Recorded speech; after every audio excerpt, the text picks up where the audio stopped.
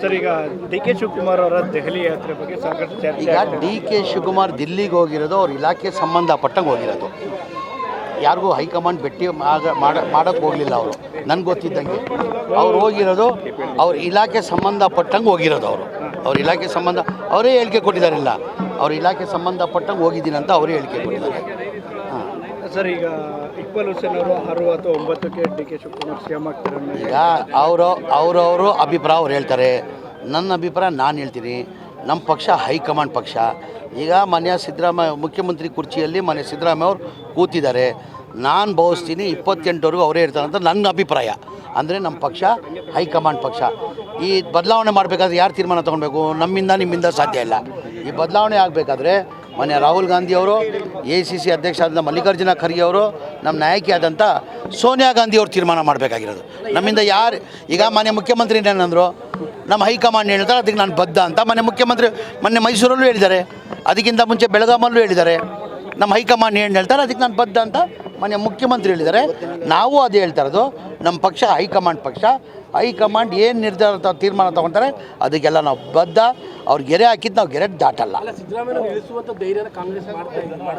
ಈಗ ನಾನೇನಂದೆ, ಅವ್ರಿಗೆ ಬದಲಾವಣೆ ಮಾಡಬೇಕು, ಯಾರಿಂದನೂ ಸಾಧ್ಯ ಇಲ್ಲ.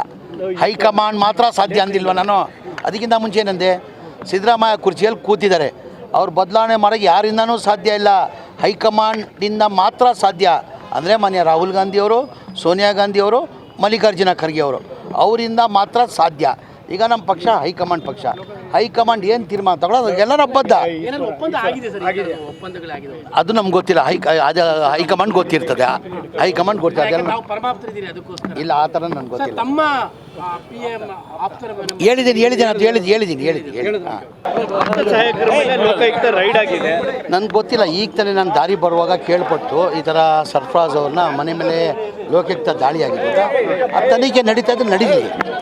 ಈ ರೀತಿ ದಾಳಿ ಅದೇನಂತ ಗೊತ್ತಿಲ್ಲಲ್ಲ, ನಮಗೂ ಗೊತ್ತಿಲ್ಲ, ಏನಂತ ಗೊತ್ತಿಲ್ಲ. ಅವ್ರ ಮೊಬೈಲ್ ಎಲ್ಲ ಸ್ವಿಚ್ ಆಫ್ ಆಗಿದೆ. ಅವ್ರು ಸರ್ಫರಾಜ್ ಖಾನ್ ಅವರು ಅವ್ರ ತಂದೆ ಕಾಲದಿಂದ ಶ್ರೀಮಂತರು. ಅವ್ರ ತಂದೆನೇ ಸಿಕ್ಕಾಪಟ್ಟೆ ಆಸ್ತಿ ಅವ್ರು ಕೊಟ್ಟಿದ್ದಾರೆ. ಈಗ ತಾರ್ಕಾದಲ್ಲಿ ಈಗ ಫಾರ್ಮ್ ಹೌಸ್ ಇರೋದು ಅವ್ರ ತಂದೆಯವ್ರು ಕೊಟ್ಟಿರೋದು. ಈಗ ಬೆಂಗಳೂರಲ್ಲಿ ವಾಸ ಮಾಡ್ತಿರೋದು ಮನೆ, ದೊಡ್ಡ ಮನೆಯೂ ಅದೇ ಅವ್ರ ತಂದೆಯವ್ರು ಕೊಟ್ಟಿರೋದು. ಬರೀ ಅವರು ಸರ್ಕಾರಿ ನೌಕರಿ ಮಾಡ್ತಾಯಿದ್ದು, ಸೇವೆ ಮಾಡೋಕ್ಕಂತ ಮಾಡ್ತಾಯಿದ್ದಿದ್ದು ಅವರು. Thank you.